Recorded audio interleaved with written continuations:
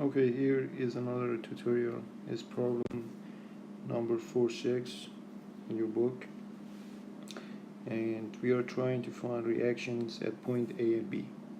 So this structure is called the truss structure. We're gonna have another chapter for this particular type of structure. It has a lot of applications in engineering.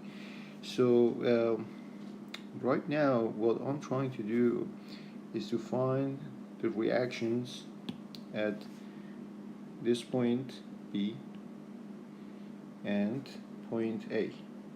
Of course, we have a pin at point A, and the structure the pinned at point A, but at B is simply a kind of roller mechanism, so you can easily slide, so you only have a vertical component of force at B. Alright, in order to analyze this problem, we go ahead and write down our 5 steps. Step 1, let me use color black, it's better. So step 1 is to choose your system. Step 2, draw your free body diagram. Step 3, write down the equations. Step 4, solve these equations. And step 5, verify or interpret your result. So these are typical 5 steps in order to analyze a problem of interest. So here in this particular example, if I think about what would be a good choice for my system, well, I can choose any part of this structure. It has 1, 2, 3, 4, 5, 6, 7, 8, 9 bars that are connected together. So I can pick any of these bars as my system, and I can draw a free body diagram, write the equation, and so on. But here, because I'm interested in the external reactions, what I choose as system is I take this entire structure, as you can see, as my system. Now this is let's call it system 1. Obviously I only have, in this situation, I only have one system, so I can just call it system. But to keep the generality, I say system 1, right? Now, going back to my steps, I've chosen the system, so I'm going to check mark this step. Now I go ahead and draw the free body diagram for that. So because most of those bars are internal, you don't need to draw it, right? So you just draw the general form of the system, as you can see here. Well, you can go ahead and draw these bars, right? But because these are internal to the system, we're not considering them, right? When we do the system analysis, we choose everything external to the system as a outside word, and we try to put the effect of the external word on the system. So we don't care about all the connectivities like here or here. These are internal, right? If there is a force here, you can draw it like that. There is another force like that internally that they cancel out. So when you write summation of forces, this doesn't include the internal force. So what I'm trying to see is the external force that are applied this point, this point, this point, this point. I want to include them in the free body diagram. I don't care internal forces, right? So what I'm gonna do, I'm gonna clean up this mess that I made. So that's my system, the general profile of my system. More cleaning here. There you go. Your system should be as simple as possible. Like it's like you're drawing a painting. You want to keep the total picture as simple as possible when you start to work with. So now,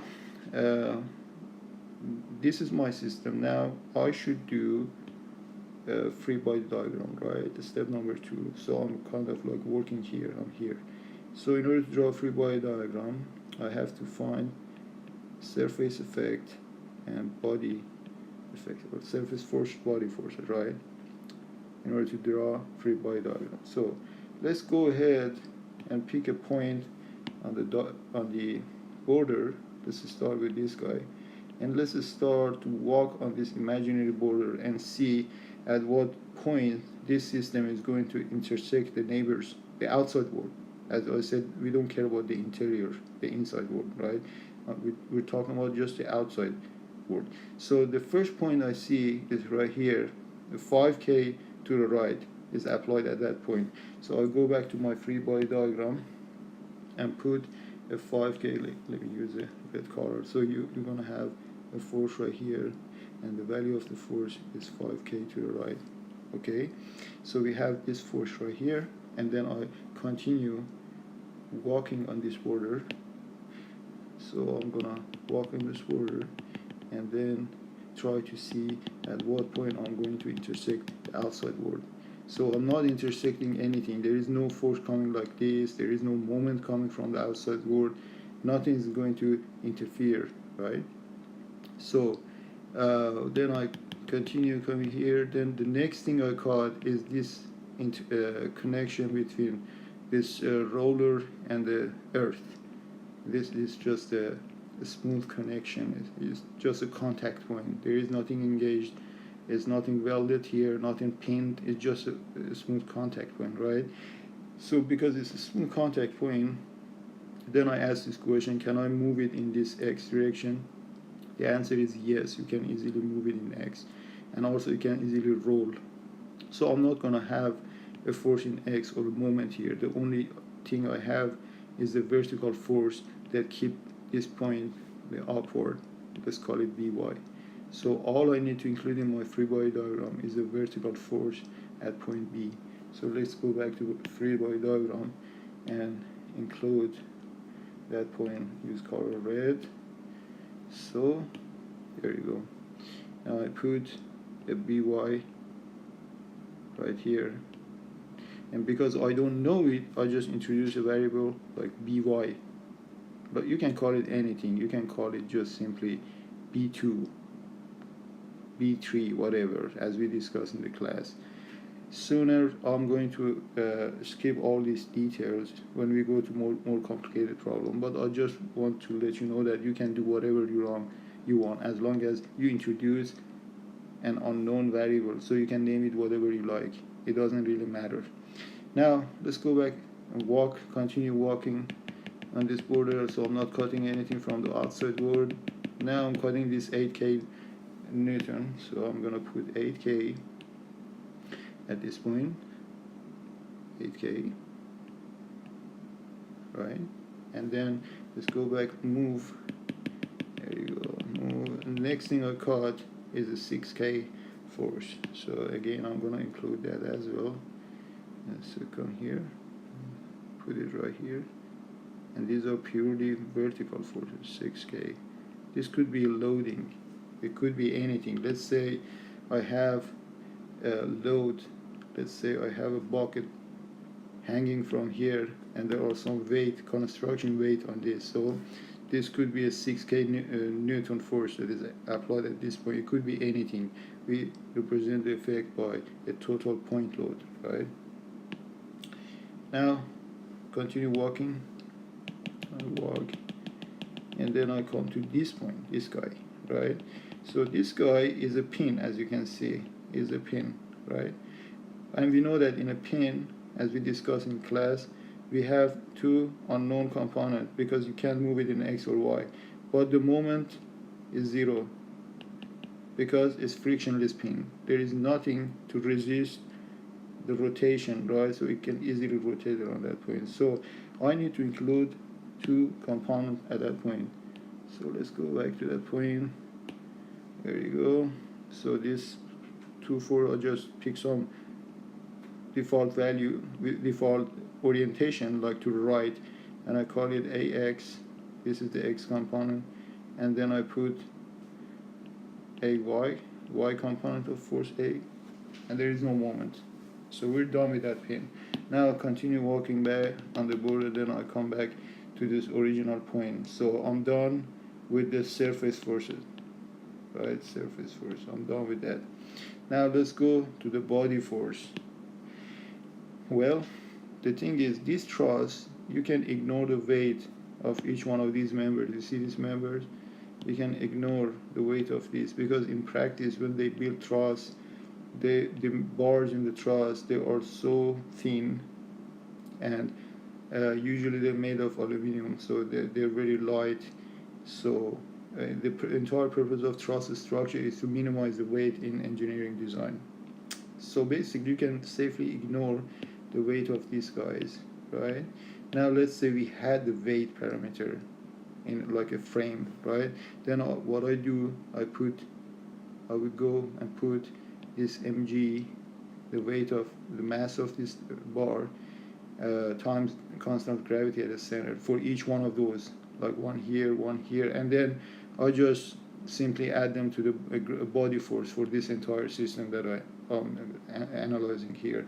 But right now I don't have weight parameters, so right now let's check mark this thing. We already did surface force, we already did body forces, no weight. Now I'm ready to go to the next step.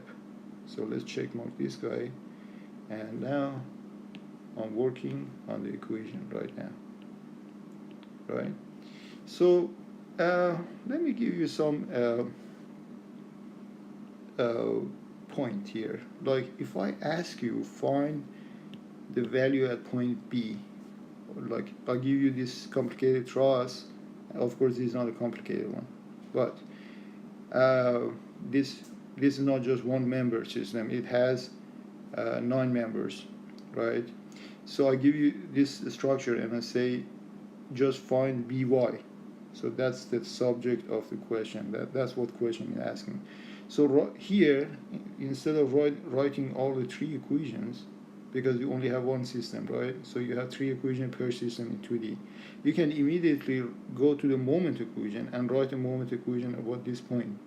So if you do that, you get rid of both ax and ay, and then you get some bunch of moment coming from 5k, 6k, 8k, and something in terms of by. So you get one equation, one unknown for by. So you can solve to get by.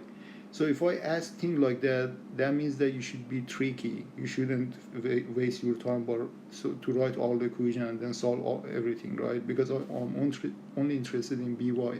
But this is not the case. In this case, I want to find all unknowns, ax, ay, by, right? We have 3 unknowns. So I go ahead and write all the equations, right? So here, the equation that I have is summation of force in x component 0, summation of force y component 0, summation of moment around any point is 0. In this case, I choose point A because 2 unknown forces, which are ax, ay, are passing through A. So by choosing the reference point for moment equation at A, I can get rid of the maximum number of possible unknowns.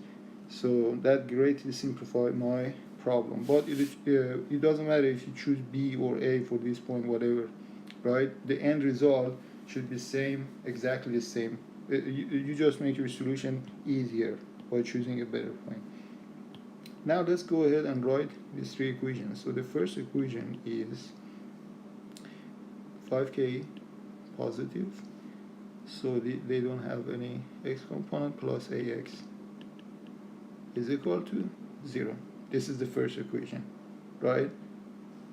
Now don't solve it, right? You may say, oh, now ax is 5k. No, don't, negative 5k, don't solve it. Just leave the style.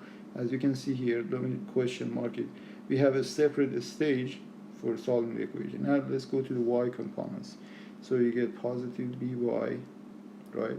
Negative 8k, negative 6k, plus ay is equal to 0. That's summation of force in y direction, right?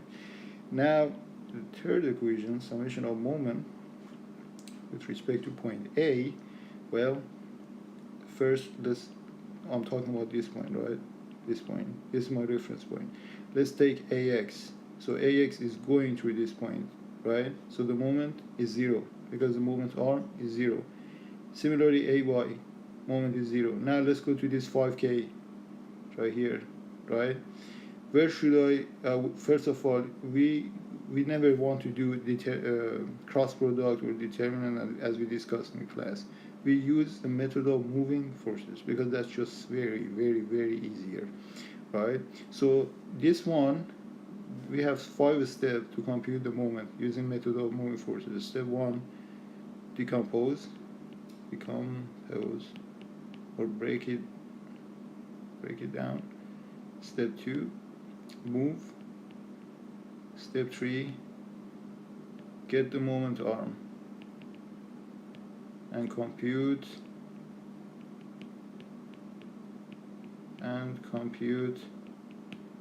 moment. So these are typical 3 steps when you compute moment.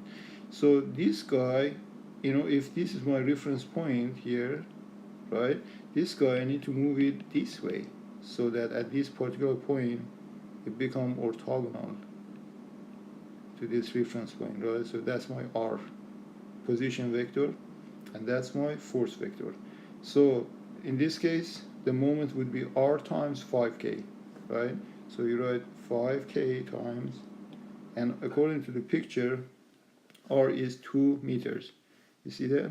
R is the distance from here to here, and simply this distance is equal to this length, which is equal to this length, which is equal to 2, as you can see in the picture, right? So 5K times 2 moment arm, right? Positive or negative? Negative. Use your right hand. Try to do it yourself. Do it several times so you can understand it. Now we go to the next component. The next one is 6K, right? This already normal with respect to this reference point. So the moment would be this distance times 6K. That distance is 2 meters right here, right? So you say 2 times 6K, positive or negative. Again, if you use right hand, you get negative, right? Now let's go ahead and do the same thing for 8K. So you get 8K times moment arm. The moment arm is from here to here, which is 2 plus 2, 4, times 4, right? And again, negative. And finally, we go to By, and that moment becomes By times moment arm. Moment arm is from this point to my reference point, which is from here all the way to here. So that's going to be 2 plus 2 plus 2, which is 6. Positive or negative? This one is positive. Again, use your right hand to verify it. Is equal to 0. So as you can see, these are my equations. 3 equations, 3 unknown. What are my unknown? By, Ax, Ay. What are my equations? Equation 1, 2, 3. Right? So I'm done. I'm going to check mark equation, step number 3, which is writing the equation. And now let's go and solve them. So I want to ask you a question. Which one should I start with? Equation 1 or 2 or 3?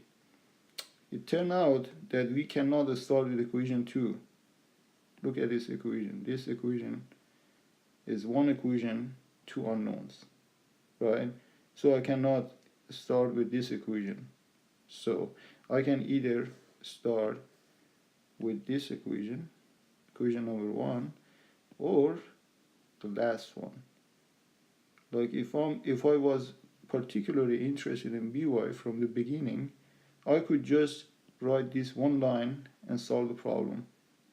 And in fact, you're gonna solve a lot of problem once you master this procedure. You're gonna solve a lot of problem by just writing one line, and you get it, and that's all.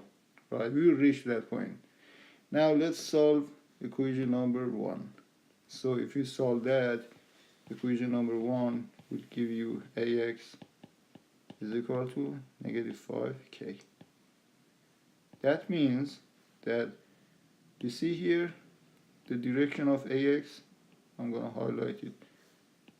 We took it to the right because it was the default direction I usually take. I take right positive for ax, right upward positive for ay.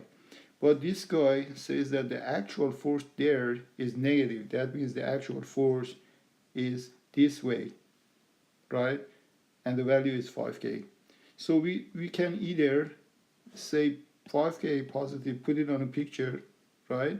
Or just don't erase anything or don't move anything, just leave it like that, because everybody that can read this, they can immediately understand, well, this force is going to the left, it's not going to the right.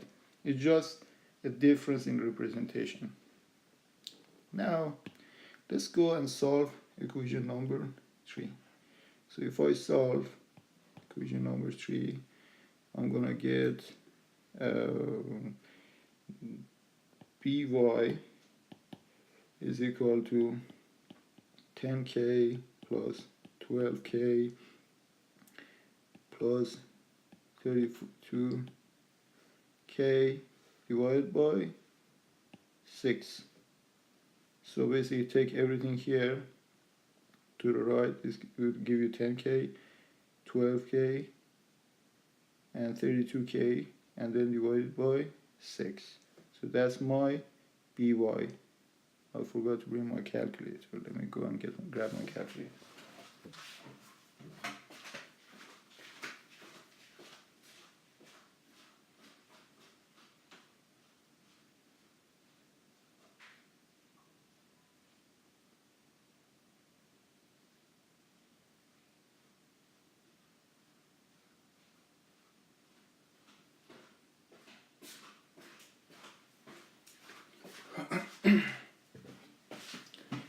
Alright, so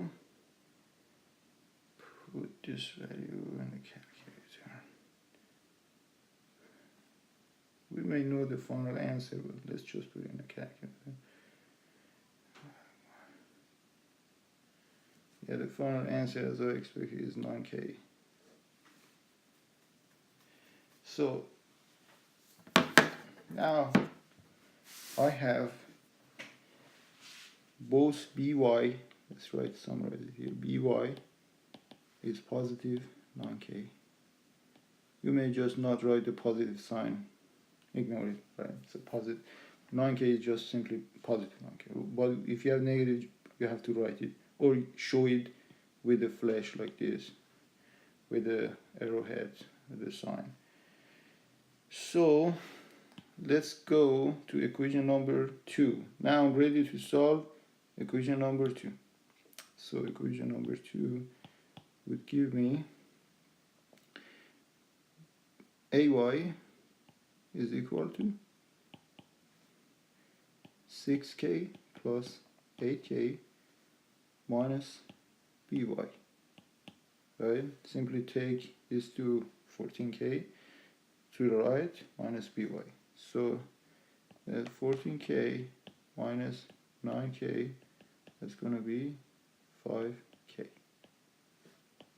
So my vertical component force at pin A is simply 5k positive. Right? So what you do here in the solution step, if you get whatever number, don't think about it, right? Just write it down.